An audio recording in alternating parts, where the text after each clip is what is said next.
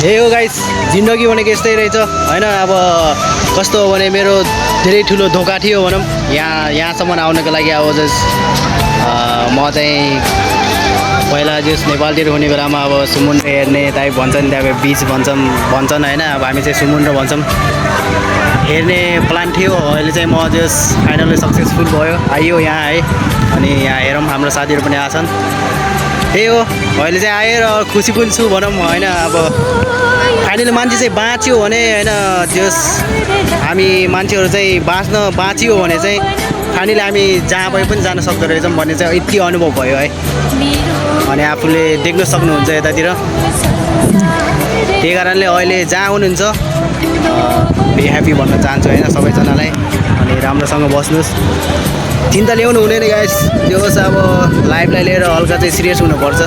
मान्छे चाहिँ जहाँ भए पनि पुगिँदो रहेछ र बाँच्न सिक्नु पर्दो रहेछ भन्ने चाहिँ बुझ्यो। त्यही हो, लाइफ यस्तै रहेछ। लाइफको त म अझसम्म के रुल पनि जानेको छैन यार, कहाँसम्म पुग्ने हो के हो भन्ने होइन। अब कहाँ पुगिन्छ र कहाँ अन्त्य हुन्छ भन्ने पनि थाहा छैन। त्यस्तै हो, अब कहिले जान पाइँदैन होला भन्ने ठाउँमा पनि आइयो। अनि हेर्न सक्नुहुन्छ यहाँ फाइनली हामी सीमा आइसक्यौँ।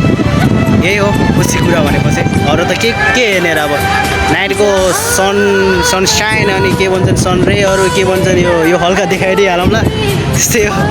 अर्को हाम्रो साथीहरू पनि हेर्न सक्नुहुन्छ यतातिर। फाइनली एउटा चाहिँ युपीदेखि, एउटा केरलादेखि, म चाहिँ नेपालदेखि। अर्कोहरू चाहिँ उता हल्का अब ब्रेकफास्ट गरिरहेछन्, फाइनली आउँछन् होला अहिले। त्यहाँदेखि चाहिँ हामी नआउनेछौँ यहाँ। ठिकै छ, धेरै लामो भयो जस्तो छ। ठिकै छ जस्तो भए पनि। हेरौँ हाम्रो पर्छ छाया। जिन्दगीमा जति जे गरे भए पनि गाई छैन, आफ्नो साथीभाइदेखि लिएर आफ्नो फ्यामिलीदेखि लिएर सबले साथ छोड्दो रहेछ। तर यो मेरो पर्छाइले चाहिँ मलाई जिन्दगीमा कहिले पनि छोडेन कि यार। यो भनेको मेरो लास्टै मेरो प्यारो जिग्री हो कसम। म नमर्दासम्म यसलाई चाहिँ म मिस गरिरहनेछु अवश्य। म जबसम्म हुन्छु तबसम्म यसलाई म माया गर्नेछु। त्यही हो।